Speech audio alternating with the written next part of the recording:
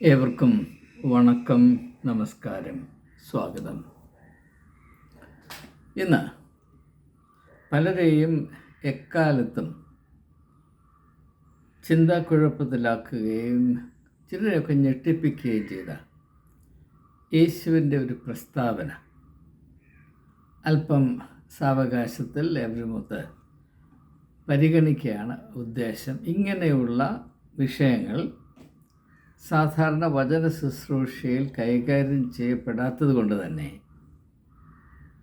ഇവയോട് ബന്ധം പുലർത്തുവാനും യേശുവിൻ്റെ മനസ്സിലുണ്ടായിരുന്ന കരുതലുകൾ, ചിന്തകൾ, യാഥാർത്ഥ്യ ബോധം ഇവ കുറച്ചുകൂടെ വിശാലമായി മനസ്സിലാക്കുവാനും സഹായിക്കുമെന്നുള്ളത് കൊണ്ട് നമ്മുടെ തുടർന്നുള്ള യാത്രയിൽ അവഗണിക്കപ്പെട്ട് കിടക്കുന്ന ആത്മീയ സത്യങ്ങളും കൂടെ പരിഗണിച്ച് മുൻപോട്ട് പോകും. അങ്ങനെയാണ് നാം ഇതുവരെയും വന്നത്. ഇനിയും കൂടുതലായി അങ്ങനെ മുൻപോട്ട് ഉള്ള യാത്രയിലുണ്ടായിരിക്കുമെന്ന് ഈ സമയത്ത് ഞാൻ സൂചിപ്പിക്കുകയാണ്. അപ്പോൾ പലരെയും കുഴപ്പത്തിലാക്കിയ ഒരു ഭാഗമാണ് മത്തായിയുടെ സുവിശേഷം 21-ാം അധ്യായത്തിൻ്റെ 31-ാം വാക്യത്തിൻ്റെ 2-ാം ഭാഗം. ഇത് ഒരു ഉപമയുടെ ഭാഗമാണ്. ഞാൻ ഉപമ മുഴുവനും വായിക്കാൻ ഇപ്പോൾ ശ്രമിക്കുന്നില്ല. മഹാവിരോധന്മാരും മൂപ്പന്മാരും അവർക്ക് ചെയ്യാനറിയാവുന്ന പണി, അതായത് യേശുവിനെ ശല്യപ്പെടുത്തുക. അതിനുവേണ്ടി നീ എന്ത് അധികാരത്തിൻ്റെ കീഴിലാണ്, അധികാരത്തിൻ്റെ തണലിലാണ് ഇതൊക്കെ ചെയ്യുന്നത് എന്നൊക്കെയുള്ള ചോദ്യങ്ങൾ. ഞാൻ അങ്ങനെയുള്ള ചോദ്യങ്ങളൊന്നും ഇപ്പോൾ പരിഗണിക്കുന്നില്ല. നമുക്ക് ചില പ്രത്യേകമായ അവഗണിക്കപ്പെട്ട് കിടക്കുന്ന ആത്മീയ സത്യങ്ങളിൽ ശ്രദ്ധ കേന്ദ്രീകരിക്കേണ്ടത് തന്നെ. ഞാൻ ആ ഭാഗം മാത്രം വായിക്കാം. യേശു അവരോട് പറഞ്ഞത് ആരാണ് എന്ന് 23-ാമത്തെ വാക്യത്തിലുണ്ട്. മത്തായിയുടെ സുവിശേഷം 21-ാം അധ്യായമാണ് നാം പരിഗണിക്കുന്നത്. അതിൻ്റെ 31-ാമത്തെ വാക്യമാണ് ആധാരമായി എടുത്തിട്ടുള്ളത്. അവിടെ യേശു അവരോട് എന്ന് പറയുന്നത് ആരോട് എന്നതിൻ്റെ ഉത്തരം 23-ാം വാക്യത്തിലുണ്ട്. ഞാൻ 23-ാം വാക്യം വേണമെങ്കിലൊന്ന് വായിക്കാം. അവൻ ദേവാലയത്തിൽ ചെന്ന് ഉപദേശിക്കുമ്പോൾ മഹാപുരോഹിതന്മാരും ജനത്തിൻ്റെ മൂപ്പന്മാരും അവൻ്റെ അടുക്കൽ വന്നു. അപ്പോൾ ആരാണ് വന്നിരിക്കുന്നത് എന്ന് നമുക്കറിയാം. യേശു അവരോട് പറഞ്ഞത് ചുങ്കക്കാരും വേശ്യമാരും നിങ്ങൾക്ക് മുൻപായി ദൈവരാജ്യത്തിൽ കടക്കുന്നു എന്ന് സത്യമായി ഞാൻ നിങ്ങളോട് പറയുന്നു. നിങ്ങൾക്ക് മുൻപായി ചുങ്കക്കാരും വേശ്യമാരും ദൈവരാജ്യത്തിൽ കടക്കുന്നു എന്ന് സത്യമായി ഞാൻ നിങ്ങളോട് പറയുന്നു. കടന്നേക്കും എന്നല്ല പറയുന്നത്, കടക്കുന്നു, ഇപ്പോൾ സംഭവിച്ചു കൊണ്ടിരിക്കുന്നു. ആരൊക്കെയാണ് ചുങ്കക്കാരും വേശ്യമാരും? യഹൂദ ജനം മതബോധത്തിൽ ജീവിക്കുന്ന, മത അനുഷ്ഠാനങ്ങൾ കാര്യമായി ശ്രദ്ധിച്ച് അതിൽ കുറവ് വരാതെ, അതിന് യാതൊരു വിധത്തിലുള്ള ഭംഗവും വരാതെ ആചരിച്ച് തങ്ങളെ തന്നെ നല്ല അഭിപ്രായം വെച്ച് പുലർത്തുന്ന ആളുകളെ പറ്റിയാണ്. അങ്ങനെയുള്ള ആളുകൾ ധരിച്ചിരുന്നത് അവരുടെ സമൂഹത്തിലെ ഏറ്റവും അധപ്പതിച്ച 2 കൂട്ടർ ചുങ്കക്കാരും വേശ്യമാരുമാണ്. അവരുടെ ധാരണകളെ, അവർ ധരിച്ചിരുന്ന അവസ്ഥകളെ തികച്ചും വെല്ലുവിളിച്ചുകൊണ്ടാണ് യേശു മുഖത്തടിക്കുന്നത് പോലെ അവരോട് പറയുന്നത്. നിങ്ങൾ ഇങ്ങനെയൊക്കെ സങ്കല്പങ്ങൾ വെച്ച് പുലർത്തി കഴിയുന്നു. നിങ്ങൾക്ക് നിങ്ങളുടേതായ ധാരണകളും അനുമാനങ്ങളുമുണ്ട്. അത് വെച്ച് നോക്കുമ്പോൾ നിങ്ങൾ സ്വർഗരാജ്യത്തിൽ പോകാനായിട്ട് യോഗ്യതയുള്ളവരാണ്, മറ്റുള്ള എല്ലാവരേക്കാളും മികവുള്ളവരാണ്. പക്ഷേ ഞാനോ നിങ്ങളോട് പറയുന്നു, നിങ്ങൾ അവിടെ കടന്നു പോകും. നിങ്ങളെക്കാളൊക്കെ എത്രയോ മുൻപേ നിങ്ങൾ വെറുക്കുന്ന ചുങ്കക്കാരും വേശ്യമാരും ഇതാ ദൈവരാജ്യത്തിൽ പ്രവേശിച്ചു കൊണ്ടേയിരിക്കുന്നു എന്നാണ് യേശു പറയുന്നത്.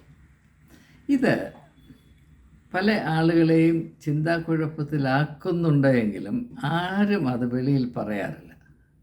കാരണം ഇങ്ങനെയുള്ള കാര്യങ്ങൾ യേശു പറഞ്ഞതാണെങ്കിലും അത് പരാമർശിക്കുന്ന ഒരു ക്രിസ്ത്യാനിയുടെ മര്യാദയ്ക്ക് ചേർന്നതല്ല എന്നൊരു ധാരണ നമ്മുടെ ഇടയിലുണ്ട്. അതുകൊണ്ട് തന്നെയാണ് ഈ ഒരു വാക്യത്തെപ്പറ്റി നിങ്ങളുടെ ജീവിതത്തിൽ ഒരിക്കൽ പോലും ഒരു സുവിശേഷ പ്രസംഗം കേട്ടിരിക്കാൻ വഴിയില്ല എന്നാണ് ഞാൻ ധരിച്ചിരിക്കുന്നത്. എൻ്റെ അഭിപ്രായം അതായതുകൊണ്ടാണ്. നിങ്ങളുടെ അഭിപ്രായം മറിച്ചാണെങ്കിൽ ഞാനതിനെ മാനിക്കുന്നു. എന്താണ് ഇതിൻ്റെ അർത്ഥം എന്ന് ഞാൻ ദീർഘനാൾ അന്വേഷിച്ചിട്ടുണ്ട്.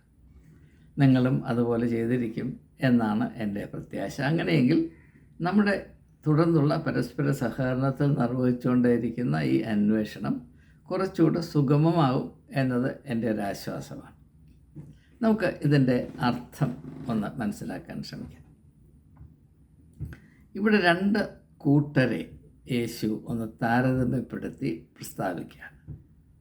ഒരു വശത്ത് യഹൂദന്മാരുടെ ആരാധനാപാത്രങ്ങളായ, അല്ലെങ്കിൽ അവർ ഏറ്റവും ബഹുമാനിച്ചിരുന്ന, അവർ അനുസരിച്ചിരുന്ന, അല്ലെങ്കിൽ അവിടെ മേൽ അധികാരം പാലിച്ചിരുന്ന മഹാപുരോഹിതന്മാർ, പിന്നെ മൂപ്പന്മാർ, അതായത് യഹൂദ മതത്തിൻ്റെ തലപ്പത്തിരുന്ന ആളുകളുടെ സന്മാർഗബോധത്തെയും ഭക്തിയെയുമൊക്കെ ഇങ്ങനെ പോഷിപ്പിച്ച് നിയന്ത്രിച്ചും അവരിഷ്ടമുള്ളിടത്ത് ജനങ്ങളെ നടത്തിക്കൊണ്ടുപോയും ഒക്കെ ഇങ്ങനെ കഴിഞ്ഞിരുന്ന ഒരു കൂട്ടം. ഒരു വശത്ത്. മറ്റേ വശത്ത് അവരുടെ കണ്ണിൽ ഏറ്റവും നികൃഷ്ടമാണ് എന്ന് അവർ കരുതിയിരുന്ന ചുങ്കക്കാരും വേശ്യമാരും. അപ്പോൾ യഹൂദിൻ്റെ കണ്ണിൽ കൂടെ നോക്കുമ്പോൾ ഈ കൂട്ടർ അവർക്ക് സ്വർഗരാജ്യം കുത്തകയാണ്, മൊണോപ്പൊളിയാണ്. ഇവരോ, ചുങ്കക്കാരും വേശ്യമാരും, 4 അയലത്ത് വരാൻ അവർക്ക് അവകാശമില്ല. ഇതാണ് അന്ന് നിലവിലിരുന്ന സങ്കല്പം. യേശു അതിനെ ചോദ്യം ചെയ്യുകയാണ്, അട്ടിമറിക്കുകയാണ്, അതിനെ തകിടം മറിക്കുകയാണ്.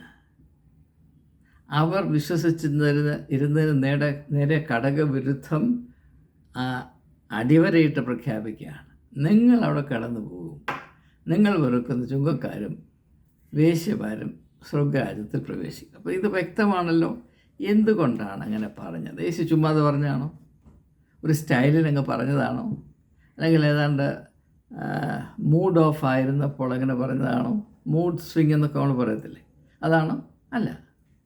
യേശു ഒരിക്കലും ഒരു വാക്ക് പോലും തൻ്റെ ആകമാനമായ ആത്മീയ ദർശനത്തോട് പൊരുത്തമില്ലാത്തൊരു വാക്ക് പോലും അവൻ്റെ വായിൽ നിന്ന് ഒരു കാലത്തും ഉതിർന്നിട്ടില്ല.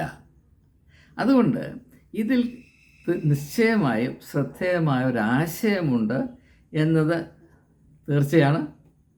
ആ ആശയത്തെ അന്വേഷിച്ച് മനസ്സിലാക്കാൻ നമുക്ക് ആവശ്യമുണ്ട് എന്നതും ഏതാണ്ട് തിട്ടമാണ്. അതുകൊണ്ടാണ് നാം ഇപ്രകാരം മുൻപോട്ട് പോകുവാൻ താല്പര്യപ്പെടുന്നത്.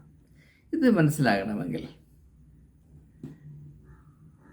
വേദപുസ്തകത്തിലെ സുവിശേഷങ്ങളിലെ ചില സംഭവങ്ങൾ പെട്ടെന്നൊന്ന് പരിഗണിച്ചിട്ട് ഈ ഭാഗത്തേക്ക് മടങ്ങി വരുമ്പോൾ ഞാൻ പറയാതെ തന്നെ ഇതിൻ്റെ അർത്ഥം, ഇതിൻ്റെ പൊരുൾ നിങ്ങൾക്ക് വെളിപ്പെട്ടു വരും എന്നാണ് ഞാൻ പ്രതീക്ഷിക്കുന്നത്. നമുക്ക് സുപരിചിതമായ സംഭവങ്ങൾ മാത്രം പരിഗണിച്ച് നമ്മുടെ അന്വേഷണം മുൻപോട്ട് കൊണ്ടുപോകും. യേശുവും ശബരിക്കാരി സ്ത്രീയുമായുള്ള സംഭാഷണം. അവൾ സമൂഹത്തിൻ്റെ കണ്ണിൽ അധപ്പതിച്ചവളാണ്, അവൾ അസന്മാർഗ വഴിയിൽ സഞ്ചരിക്കുന്നവളാണ് എന്നൊക്കെ പറഞ്ഞാലും യേശു അവളെ കണ്ട് അവളോട് സംസാരിക്കുമ്പോൾ അവളുടെ ഉള്ളിൽ ഒരു വലിയ സാധ്യതയുണ്ട്. അതെന്താണ്? അധപ്പതനത്തിൻ്റെ പടുകുഴിയിൽ വീണുപോയ ഈ ഒരു സ്ത്രീ, അവളുടെ ഉള്ളിൽ ദൈവരാജ്യം അതിൻ്റെ നാമ്പുണ്ട് എന്ന് യേശു കണ്ടുപിടിക്കുകയാണ്. കാരണം എന്താണ്? അവളിൽ വൈകാരികമായ ഒരു സമ്പത്തുണ്ട്. ഇമോഷണൽ റിച്ച്നെസ് എന്ന് ഇംഗ്ലീഷിൽ പറയും. എന്നാൽ അങ്ങ് അകലെ ഗെരിസീം മലമുകളിൽ, ഞാൻ ഈ വിഷയം വേറൊരു വീഡിയോയിൽ കൈകാര്യം ചെയ്തതാണ്, പക്ഷേ ഈ ആശയം അവിടെ അവതരിപ്പിച്ചിട്ടില്ല. ഗെരിസീം മലമുകളിൽ ദൈവ ആരാധനയുടെ കുത്തകയും ആസ്വദിച്ചുകൊണ്ട് കഴിയുന്ന ഒരു പുരോഹിതവർഗം അവിടെയുമുണ്ട്. ഈ സ്ത്രീയെയും അവരെയും ഒന്ന് താരതമ്യപ്പെടുത്തി നോക്കിയാൽ അവരെക്കാൾ മാനുഷികമായി ഈ സ്ത്രീ വളരെ മേന്മയുള്ളവളാണ്. അവിടെ ഇരിക്കുന്ന പുരോഹിതന്മാർ അവർ യാന്ത്രികമായി ചില കാര്യങ്ങൾ നടത്തുന്നു. അവർക്ക് യാഥാർത്ഥ്യ ബോധമില്ല. മനുഷ്യരുടെ അവസ്ഥ എന്താണ്? ഒരു വ്യക്തിയുടെ ജീവിതത്തിൽ അവൾ വഹിക്കേണ്ട ഭാരം എന്താണ്, പ്രയാസം എന്താണ്? ചലിക്കുന്ന നെരിപ്പൂടുകളായി ജീവിക്കുന്ന ആളുകളുടെ ജീവിത അവസ്ഥകളെ 100% മറന്നുകൊണ്ട് മലമുകളിൽ കയറി എന്തെങ്കിലുമൊക്കെ കുന്തിരുക്കം പുകയ്ക്കുകയോ ചില പ്രാർത്ഥനകൾ യാന്ത്രികമായി ഉരുവിടുകയും ചെയ്താൽ ദൈവത്തെ പ്രീതിപ്പിക്കാമെന്ന് ധരിക്കാൻ തക്കവണ്ണം തലയിൽ പിണ്ണാക്ക് മാത്രമുള്ള ചില അതിവിശുദ്ധ ഭോഷന്മാർ എന്ന് പറഞ്ഞാൽ അതിന് പര്യാപ്തമാകും. ഇതൊരു വലിയ കോൺട്രാസ്റ്റാണ്. യേശുവിൻ്റെ കാഴ്ചപ്പാടിൽ അവിടെ ഇരുന്ന് ആരാധനയ്ക്ക് നേതൃത്വം കൊടുക്കുന്ന പുരോഹിതന്മാരെക്കാൾ വളരെ വളരെയധികം ആത്മീയ സാധ്യതയുള്ളതാണ് ഈ സ്ത്രീയുടെ വ്യക്തിത്വം. അവസ്ഥയല്ല ഞാനീ പറയുന്നത്, വ്യക്തിത്വം, വൈകാരികമായ അവളുടെ അവസ്ഥ. അത് നമുക്ക് ഇപ്രകാരം ഒന്ന് പരിഗണിക്കാം. ഒരു സാധാരണ സ്ത്രീ ആയിരുന്നുവെങ്കിൽ യേശു തന്നെ അവളോട് പറയുന്നു, 5 ഭർത്താക്കന്മാർ നിനക്കുണ്ടായിരുന്നു, ഇപ്പോഴുള്ളതോ ഭർത്താവില്ല. ഒരു സാധാരണ സ്ത്രീ ആയിരുന്നുവെങ്കിൽ 1 ഭർത്താവ്, 2 ഭർത്താവ്, അത് കഴിഞ്ഞ് വേണ്ട, ഈ കുരങ്ങന്മാരെ കൊണ്ട് ഞാൻ നശിച്ചു, ഈ പരിപാടിക്ക് ഞാൻ ഇല്ല എന്നും പറഞ്ഞ് അവൾ രക്ഷപ്പെട്ടേനെ. അവളിതാ മാനുഷികമായ ഒരു വലിയ ഒരു സോഴ്സ്, ഒരു സ്രോതസ് അവളിലുണ്ട്. അവളുടെ പരാജയവും അവളുടെ സമ്പത്തും ഒന്നാണ്. ഇതാണ് ആ സ്ത്രീയുടെ അവസ്ഥയുടെ ഏറ്റവും കരളലിയിപ്പിക്കുന്ന ഭാഗം. അവൾ ആവർത്തിച്ച് പരിശ്രമിക്കുകയാണ്, അവൾ അന്വേഷിക്കുകയാണ്. എന്താണ്? അന്വേഷിച്ചാൽ കണ്ടെത്തും എന്ന് പറഞ്ഞിട്ടില്ലേ? അവൾ അന്വേഷിക്കുകയാണ്. ഏതെങ്കിലും ഒരു പുരുഷൻ എന്നെ മനസ്സിലാക്കി എൻ്റെ ഉള്ളിലുള്ള നന്മ ഒന്ന് ഉണർത്തിയെടുത്ത് അതിന് ജീവൻ പ്രാപിക്കത്തക്കവണ്ണം എൻ്റെ മനുഷ്യത്വത്തെ അറിഞ്ഞ് മാനിക്കാൻ, കരുതുവാൻ, വിലമതിക്കുവാൻ കഴിവുള്ള ഒരു പുരുഷൻ ഈ ഭൂമിയുടെ പരപ്പിൽ എവിടെയെങ്കിലും ഉണ്ടെങ്കിൽ ഞാൻ ഒരു കാലത്ത് അവനെ കണ്ടെത്തും. അതുകൊണ്ടാണ് അവൾ അന്വേഷിച്ചു കൊണ്ടേയിരുന്നത്. നാം നോക്കുമ്പോൾ അവൾ ഭർത്താക്കന്മാരെ സാരി മാറുന്നത് പോലെ മാറിക്കൊണ്ടിരുന്നൊരു സ്ത്രീ എന്ന് വേണമെങ്കിൽ നമുക്ക് ധരിക്കാം. അത് തെറ്റിദ്ധാരണയാണ്. അവൾ നിഷേധാത്മകതയിലേക്ക് ആണ്ടുപോകാതിരുന്നത്, അവളുടെ അന്വേഷണം അവസാനിപ്പിച്ച് പ്രത്യാശയില്ലാത്തവളായി വല്ലാത്ത ഒരവസ്ഥയിലേക്ക് വഴുതിപ്പോകാതിരുന്നത് അവളിൽ ഉറങ്ങിക്കിടന്ന നന്മയുടെ ഫലമായിട്ടാണ്. എന്നാൽ ആ നന്മ തിരിച്ചറിഞ്ഞ് അതിനെ ഒന്ന് ജീവൻ വെപ്പിക്കാൻ കഴിവുള്ളൊരു പുരുഷൻ ദീർഘകാലം അവൾ അന്വേഷിച്ചിട്ടും അങ്ങനെ ഒരാളെ കണ്ടില്ല എന്നതാണ് ആ സ്ത്രീയുടെ ശാപം. എന്നാൽ അവളുടെ വലിയ ഒരനുഗ്രഹം, അങ്ങനെ ഒരാൾ അവസാനമായി യാക്കോബിൻ്റെ കുളക്കരയിൽ വെച്ച് അവളെ കണ്ടെത്തി. അതിൻ്റെ ഫലമായി അവളൊരു പുതിയ ജീവനിലേക്ക് പ്രവേശിച്ചു. എന്നാൽ ഇങ്ങനെയുള്ള ഒരു സംവാദം ആ സ്ത്രീയും ഗെരിസീം മലയുടെ മുകളിലിരുന്ന് ദൈവത്തെ ആരാധിക്കുന്നുവെന്ന് പറഞ്ഞ് കുന്തിരുക്കോമ്പ് വെച്ചുകൊണ്ടിരിക്കുന്ന ഒരുത്തിനെ കൊണ്ടും സംഭവിക്കത്തില്ല. അവിടെ അധപ്പതനം കൂടുതൽ വഷളാകത്തേ ഉള്ളൂ. ഇത് ഏകദേശം മനസ്സിൽ വെച്ചുകൊണ്ടായിരിക്കാം ലോകത്തിലെ ഏറ്റവും വലിയ നോവലിസ്റ്റ് എന്ന് മിക്കവാറും എല്ലാവരും സമ്മതിക്കുന്ന ഡോസ്റ്റോവസ്കിയുടെ ക്രൈം ആൻഡ് പനിഷ്മെൻ്റ് എന്ന നോവലിൽ സോണിയ എന്ന ഒരു ക്യാരക്ടറുണ്ട്. സോണിയ, അവളൊരു വേശ്യയാണ്. റഷ്കോൾനിക്കോവ് എന്ന് പറയുന്ന university student, second year drop out. അവൻ ഒരു പ്രത്യേക സാഹചര്യത്തിൽ കൊലപാതകിയായി ആ വലിയ കുറ്റത്തിൻ്റെ പാപഭാരവും പേറി അത് വഹിക്കാൻ വയ്യാതെ അലഞ്ഞു തിരിഞ്ഞ് നടക്കുമ്പോൾ അവൻ അല്പം ആശ്വാസം കണ്ടെത്തുന്നത് ഒരു പുരോഹിതൻ്റെ സമീപത്തല്ല, വേശ്യയായ സോണിയയിലാണ്. റഷ്കോൾനിക്കോവിൻ്റെ ആത്മാവിനെ വീണ്ടെടുക്കുവാൻ ദൈവം ഉപയോഗിക്കുന്ന ഉപാധി ഒരു വേശ്യയായ പെൺകുട്ടിയാണ്. അതാണ് ഡോസ്റ്റോവസ്കി. ഞാനെൻ്റെ വിശദാംശങ്ങളിലേക്ക് പോകുന്നില്ല. ഞാൻ ആ നോവലിൻ്റെ ചില ഭാഗങ്ങൾ വായിച്ചിരുന്ന് ഒരേ സമയത്ത് കരയുകയും ഉള്ളിൽ സന്തോഷം കൊണ്ട് തുള്ളിച്ചാടുകയും ചെയ്തിട്ടുണ്ട്. അത്ര ആഴമേറിയ മനോഹരമായ ചിത്രീകരണമാണ്. പ്രത്യേകിച്ച് റഷ്കോൾനിക്കോവും സോണിയയും തമ്മിലുള്ള ആത്മീയമായ സംവാദമുണ്ട്. അത് യോഹന്നാൻ്റെ സുവിശേഷം 11-ാം അധ്യായത്തെ ആസ്പദമാക്കിയാണ്, പുനരുത്ഥാനത്തെ പറ്റിയാണ്. ഞാൻ സമയത്തിൻ്റെ പരിമിതി കൊണ്ട് വിശദാംശങ്ങളിലേക്ക് പോകുന്നില്ല.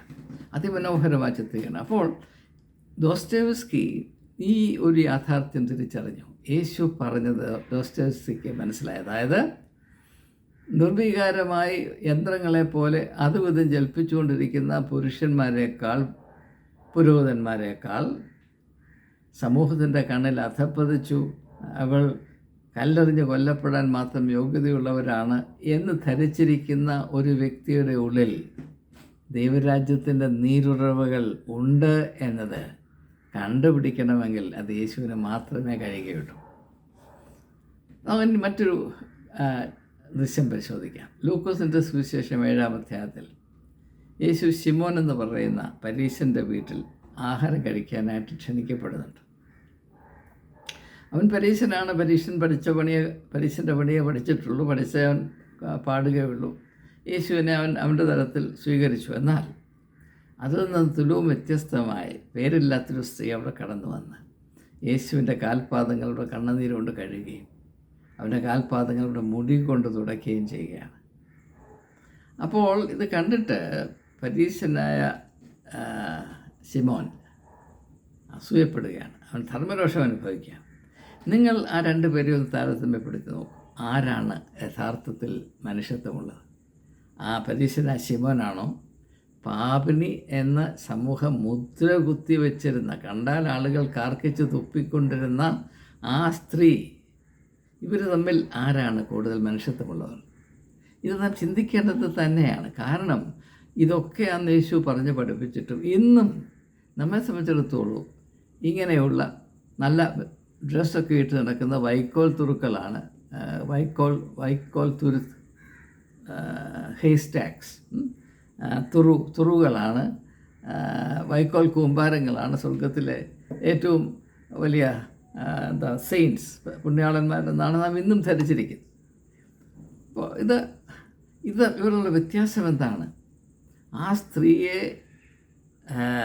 സുവിശേഷകൻ ചിത്രീകരിക്കുമ്പോൾ അവളുടെ വ്യക്തിത്വത്തിലുള്ള വൈകാരികമായ സമ്പത്തിൻ്റെ പാരമ്യത അതിമനോഹരമായി ഹ്രസ്വമ എങ്കിലും മനോഹരമായി ചിത്രീകരിക്കുകയാണ്.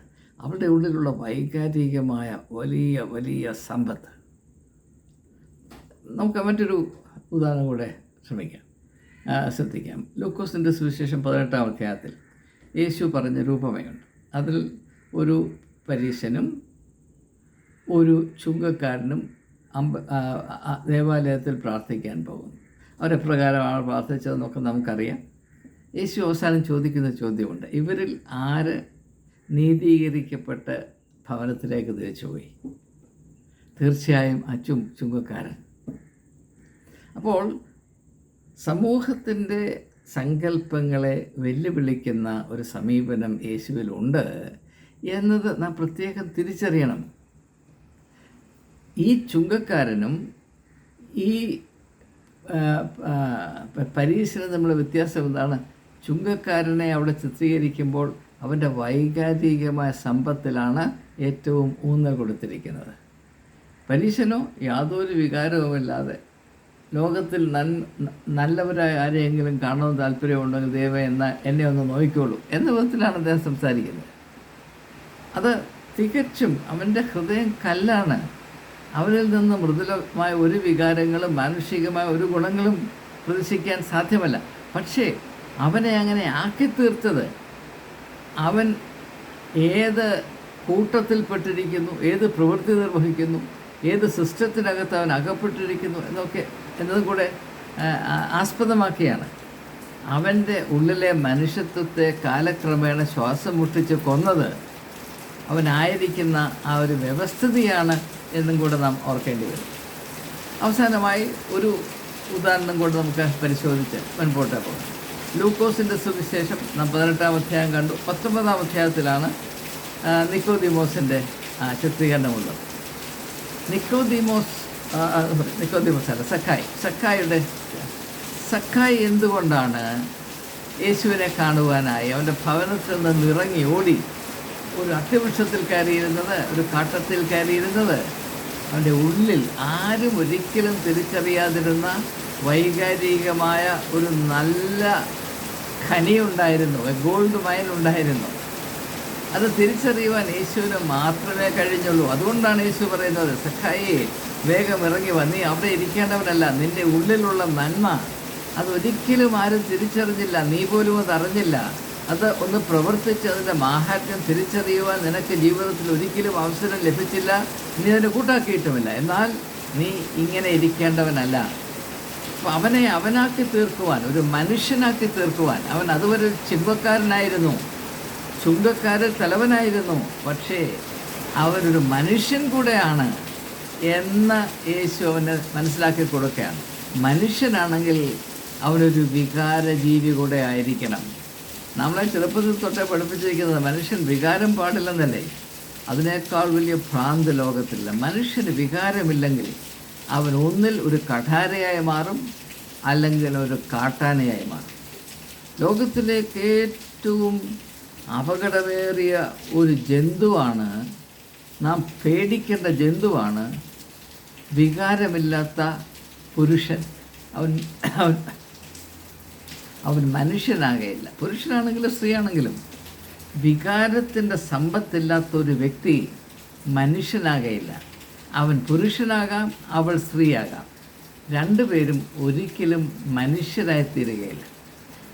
ഒരു പക്ഷേ നിങ്ങൾ ശ്രദ്ധയിൽപ്പെടാത്ത കാര്യമായിരിക്കാം, ആത്മീയതയുടെ ഏറ്റവും അഗ്രഗണ്യമെന്ന് നാം കരുതേണ്ട ലക്ഷ്യം മനുഷ്യരെ ലൈനായി നിർത്തി സ്വർഗത്തിലോട്ട് പാസ്പോർട്ട് തന്ന് അയക്കുകയല്ല, സ്ത്രീയെയും പുരുഷനെയും മനുഷ്യരാക്കുക എന്നുള്ളതാണ്. അതുകൊണ്ടാണ് ദൈവപുത്രൻ മനുഷ്യപുത്രനായ ലോകത്തിൽ വന്നത്. യേശു എപ്പോഴും തന്നെ മനുഷ്യപുത്രൻ എന്ന് മാത്രമേ വിശേഷിപ്പിച്ചിട്ടുള്ളൂ. ഇതിൻ്റെ അർത്ഥം എന്താണ്? പുരുഷനെയും സ്ത്രീയെയും മനുഷ്യരാക്കി ഉയർത്തുവാൻ, രൂപാന്തരപ്പെടുത്തുവാനുള്ള ദൗത്യത്തോടുകൂടെ വന്നവൻ മനുഷ്യപുത്രനാണ്. യേശുവിൽ കൂടെ നാം പ്രാപിക്കേണ്ട രൂപാന്തരം എന്താണ്? നമുക്ക് മനുഷ്യരായി തീരാൻ കഴിയണം. ആ മനുഷ്യർ എന്ന സങ്കല്പത്തിൽ പൂർണ്ണത അനിവാര്യമാണ്. ബൗദ്ധികമായ പൂർണ്ണത, വൈകാരികമായ പൂർണ്ണത. നാം എന്തുകൊണ്ടോ സാംസ്കാരികമായ ഒരു ഭ്രാന്ത് കൊണ്ട് നമ്മുടെ വൈകാരിക ഘടകവും നമ്മുടെ ബൗദ്ധിക ഘടകവും തമ്മിൽ പരസ്പര പൊരുത്തമില്ലാത്തതാണ്. വിദ്യാഭ്യാസ മേഖലയിലൊക്കെ മനുഷ്യരെ തലച്ചോറ് മാത്രം വികസിച്ചാൽ മതി, ഹൃദയം കല്ല് പോലെ ആയിക്കൊള്ളട്ടെ, അതിന് ഞങ്ങൾക്ക് യാതൊരു ചുമതലയുമില്ല എന്ന വിധത്തിലാണ് ബഹുഭൂരിപക്ഷം അധ്യാപകരും വിദ്യാർത്ഥികളെ പരിശീലിപ്പിക്കുന്നത് എന്ന് നിങ്ങൾക്കറിയാം. മതമാണെങ്കിലും അങ്ങനെ, രാഷ്ട്രീയം പിന്നെ അതിനേക്കാൾ കൂടുതൽ. നമ്മുടെ ഇടയിൽ തന്നെ ഇപ്പോൾ ഏറ്റവും ആദരണീയനായ രാഷ്ട്രീയ നേതാവ് ആരാണ്? അല്പം പോലും വികാരമില്ലാത്തയാൾ, കല്ലുപോലെ ഈ കാര്യസാധ്യത്തിന് വേണ്ടി എന്തും ചെയ്യാൻ നിർവികാരനായി, ഒരു റോബോട്ടിനെ പോലെ. അങ്ങനെയുള്ളവർക്കാണ് ഒരു വലിയ ഇടം നമ്മൾ കൊടുക്കുന്നത്. അവരിൽ ഏതാണ്ട് വലിയ സിദ്ധിയുണ്ട്, നന്മയുണ്ടെന്നാണ് നാം വിചാരിച്ചിരിക്കുന്നത്. അതിനേക്കാൾ വലിയ മാരകമായ മണ്ടത്തരമില്ല. അപ്പോൾ അതുകൊണ്ട് നാം വളരെ വളരെ വ്യക്തമായി ധരിക്കേണ്ട ഒരു കാര്യം, നമുക്ക് വേറെ ഒരു കാര്യം കൂടെ ശ്രദ്ധിക്കാം. മേരി മാഗ്ഡലീനി, മഗ്ദലക്കാരി മറിയ, എന്തുകൊണ്ടാണ് യേശു അവളോട് പ്രത്യേകമായ കരുതൽ കാണിച്ചത്? അത് മറ്റു വിധത്തിലൊക്കെ ദുർവ്യാഖ്യാനം ചെയ്യുന്ന വളരെ സാമർഥ്യമുള്ള മണ്ടന്മാരൊക്കെ കഴിഞ്ഞ കാലങ്ങളിൽ ഉണ്ടായിട്ടുണ്ട്. അതിനെപ്പറ്റിയൊന്നും ഞാനായിട്ടൊന്നും പറയുന്നില്ല. എന്നാൽ യേശു മഗ്ദലക്കാരി മറിയയെ പ്രത്യേകം കരുതിയതിൻ്റെ യുക്തി എനിക്ക് മനസ്സിലാകും. അവരുടെ ഉള്ളിൽ മറ്റാർക്കും ഇല്ലാതിരുന്ന തോതിലുള്ള വൈകാരികമായ സമ്പത്തുണ്ടായിരുന്നു. അതെല്ലാ മനുഷ്യരിലും ഉണ്ടാകേണ്ടതാണ്. അതിനു പകരം കല്ല് പോലെയുള്ള ഹൃദയം കൊണ്ട് നടക്കുന്ന ആരെ കൊണ്ടെങ്കിലും ലോകത്തിന് എപ്പോഴെങ്കിലും പ്രയോജനം വന്നു എന്ന് നിങ്ങൾ കേട്ടിട്ടുണ്ടോ? അപ്പോൾ പ്രിയമുള്ളവരെ, ഇത് നാം മനസ്സിലാക്കുമെങ്കിൽ എന്തുകൊണ്ടാണ് യേശു പരീശന്മാരെയും വേശ്യമാരെയും ഒന്ന് താരതമ്യപ്പെടുത്തുമ്പോൾ വ്യക്തമായി യേശു പ്രഖ്യാപിക്കുന്നത്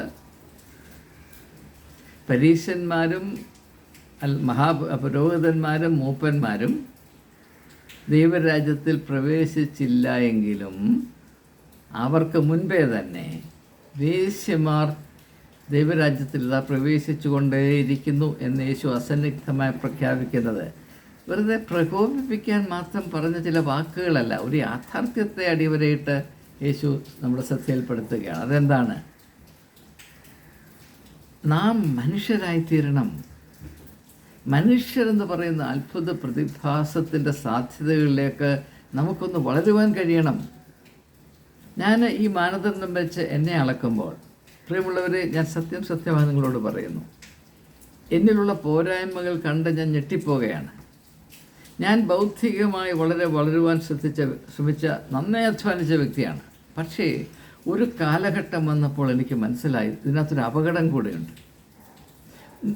അറിവ് വർദ്ധിച്ചാൽ പിശാചാകും എന്നൊരു ചിന്ത എനിക്ക് അന്നുമില്ല, ഇന്നുമില്ല, ഒരു കാലത്ത് ഉണ്ടാകുകയുമില്ല.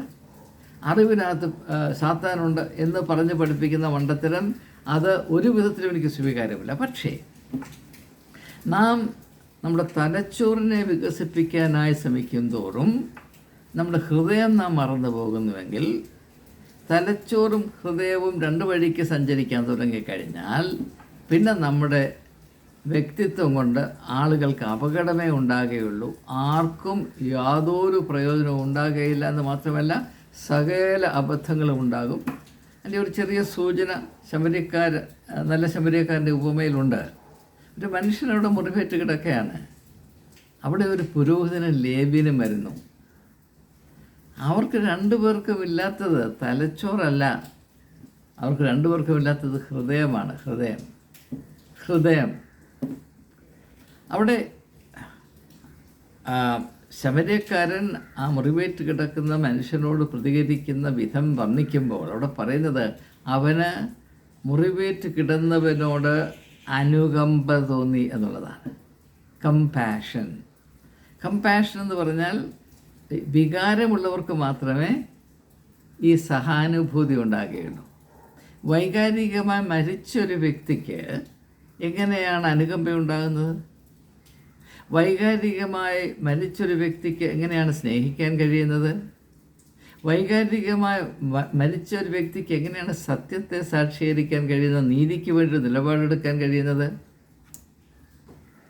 യേശു കണ്ണീർ വാർത്തു എന്ന് നാം വായിക്കുന്നില്ലേ? ലാസറിൻ്റെ ആ കുടീരത്തിൻ്റെ മുമ്പിൽ നിന്നുകൊണ്ട് യേശു കണ്ണീർ വാർക്കുകയാണ്. അങ്ങ് ദൂരെയുള്ള പട്ടണത്തെ നോക്കി, യെരൂശലേം പട്ടണത്തെ നോക്കി കരയുന്നൊരു മനുഷ്യപുത്രൻ. അത് നാം മനസ്സിലാക്കുന്നില്ല. ആ വ്യക്തിത്വത്തിന് ഇടം കൊടുക്കുന്ന ഒരാത്മീയതയും നമുക്കില്ല. അതിനോട് പുലബന്ധമില്ലാത്ത ഒരു പൗരോഹിത്യ രീതിയാണ്, ഒരു പ്രീസ്ക്രാഫ്റ്റാണ് പിന്നെ ഉടലെടുത്തത്. അതിൻ്റെ അടിമകളാണ് നാം എന്നത് നാം തിരിച്ചറിയാം. അപ്പോൾ ഈ ഉപമയിൽ തന്നെ, നല്ല ശബരിക്കാരൻ്റെ ഉപമയിൽ, ഈ പുരോഹിതനും ലേവ്യനും സാക്ഷാൽ ജീവിത യാഥാർത്ഥ്യം അതിൻ്റെ സമീപത്ത് വരുമ്പോൾ എന്ത് ചെയ്യണമെന്നറിയാതെ മുഖം തിരിച്ച് നടക്കാൻ മാത്രമേ അവർക്ക് കഴിയുകയുള്ളൂ. എന്തുകൊണ്ടാണ്? അവിടെ വ്യക്തിത്വത്തിലുള്ള വലിയ ശൂന്യത, വൈകാരികമായ പാപ്പരത്വം. സഹജീവികളെ പറ്റി എന്തെങ്കിലും ഒന്ന് ഫീല് ചെയ്യാൻ, അവിടെ അവസ്ഥ എന്താണ് എന്ന് ഒന്ന് ചിന്തിക്കാൻ ഒരു മിനിറ്റ് പോലും കൂട്ടാക്കാത്ത, കല്ലിന് രണ്ട് കാല് വെച്ചാൽ എങ്ങനെയായിത്തീരും എന്ന വിധത്തിൽ മാത്രം കഴിയുന്ന ആളുകൾ, അവർ ഭക്തിയുടെ പരിവേഷമണിഞ്ഞ് എല്ലാവരെയും സ്വർഗത്തിൽ കൊണ്ടുപോകാനായിട്ട് ഇങ്ങനെ നിൽക്കുമ്പോൾ ഇതെല്ലാം ഉൾക്കൊണ്ടുകൊണ്ടാണ് യേശു പറയുന്നത്, നിങ്ങളവിടെ കല്ല് പോലെ നിൽക്കത്തേ ഉള്ളൂ. നിങ്ങൾക്ക് മുൻപേ ചുങ്കക്കാരും വേശ്യമാരും ഇതാ ദൈവരാജ്യത്തിൽ പ്രവേശിച്ചു കൊണ്ടേയിരിക്കുന്നു. കാരണം അവരെ മനുഷ്യരായി ഉയർത്തുവാൻ പ്രയാസമാണെങ്കിലും സാധ്യമാണ്. നിങ്ങളെ ഹൃദയമെന്ന് പറയുന്ന ഒരു ഒരു ഓർഗനില്ലേ, അത് കല്ലാക്കി കൊണ്ട് നടക്കുന്ന നിങ്ങളെ, മനുഷ്യത്വത്തിൻ്റെ മണമില്ലാത്ത നിങ്ങളെ മനുഷ്യരാക്കി തീർക്കുവാൻ ദൈവത്തിന് പോലും കഴിയുകയില്ല എന്നൊരു സൂചനയാണ് അവിടെ. ഞാൻ സ്വർഗരാജ്യം സ്ഥാപിക്കാനായി വന്നു, എല്ലാവരും ദൈവരാജ്യത്തിൽ പ്രവേശിക്കണമെന്ന് എനിക്ക് താല്പര്യമുണ്ട്. ഞാൻ ദൈവരാജ്യത്തിലേക്കുള്ള ജീവിക്കുന്ന ജീവനുള്ള ഒരു ആഹ്വാനമാണ്. I'm a living invitation into the kingdom of God. എന്നാൽ അത് ആവർത്തിച്ച് നിങ്ങളുടെ ചെവിയിലെത്തിയിട്ടും നിങ്ങളുടെ പ്രതികരണം എന്താണ്? എന്തുകൊണ്ടാണ് നിങ്ങളിങ്ങനെ മനുഷ്യത്വമില്ലാതെ പ്രതികരിക്കുന്നത്? നിങ്ങളുടെ ഉള്ളു പൊള്ളയാണ്, നിങ്ങളുടെ ഉള്ളു കല്ലാണ്. അതിനെ ഒന്നും ചെയ്യാൻ ആർക്കും കഴിയുകയില്ല. അതേസമയം ഒരു വേശ്യയുടെ ഉള്ളിൽ ഒരുപക്ഷെ സ്പന്ദിക്കുന്ന ഹൃദയമുണ്ടായിരിക്കും. അതിനെ സ്പർശിക്കാൻ മനുഷ്യപുത്രന് സാധിച്ചു വന്നിരിക്കും. അപ്പോൾ അവൾ രൂപാന്തരം പ്രാപിച്ചു വന്നിരിക്കും എന്ന് മാത്രമല്ല, ഇതാ സംഭവിച്ചുകൊണ്ടേയിരിക്കുന്നു. അതുകൊണ്ട് പ്രിയമുള്ളവരെ, ഈ ഒരു ശ്രദ്ധേയമായ പ്രസ്താവനയുടെ വെളിച്ചത്തിൽ നാം ഇതുവരെ പുലർത്തിയിട്ടുള്ള മതപരമായ, പ്രത്യേകിച്ച് ഭക്തി സംബന്ധമായിട്ടുള്ള നമ്മുടെ ധാരണകൾ ഒന്ന് പുനഃപരിശോധിക്കേണ്ട ആവശ്യമുണ്ട്. നാം മഹനീയമെന്ന് ധരിച്ചിരിക്കുന്ന പലതും യേശുവിൻ്റെ കണ്ണിൽ കൂടെ നോക്കുമ്പോൾ തികച്ചും യാതൊരു വിലയില്ലാത്തതും ഉപയോഗശൂന്യമായതും ഒരു വിധത്തിലും ദൈവത്തിനോ മനുഷ്യർക്കോ പ്രയോജനമില്ലാത്തതുമാകുന്നു.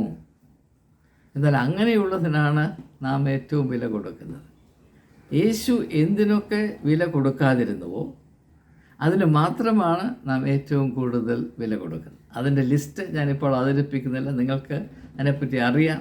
അതുകൊണ്ട് അത് ആവർത്തിക്കുന്നത് അനാവശ്യമാണ് എന്നതുകൊണ്ട് തന്നെ. അതുകൊണ്ട് യേശു എന്തുകൊണ്ടാണ് പരീശന്മാരും മൂപ്പന്മാരും ദൈവരാജ്യത്തിൽ കടക്കുന്നതിന് മുൻപേ വേശ്യകൾ ഇതാ, ചുങ്കക്കാരും വേശ്യമാരും ഇതാ കടന്നുകൊണ്ടേയിരിക്കുന്നു എന്ന് പറയുന്നതിൻ്റെ അർത്ഥം, അതിലടങ്ങിയിരിക്കുന്ന സൂചനകൾ എന്താണെന്ന് നാം പരിഗണിച്ച ഈ തെളിവുകളുടെ പശ്ചാത്തലത്തിൽ നിങ്ങൾക്ക് പൂർവാധികമായി, നിങ്ങൾക്ക് മുൻപ് ഇതിനെപ്പറ്റി ധാരണയുണ്ടായിരുന്നു, പക്ഷേ പൂർവാധികമായ സ്പഷ്ടത പ്രാപിക്കുവാനിടയായി എന്ന സന്തോഷനിർഭരമായ ഒരു വിശ്വാസത്തിൽ വാക്കുകൾ ഉപസംഹരിക്കുന്നു. ഏവർക്കും നമസ്കാരം.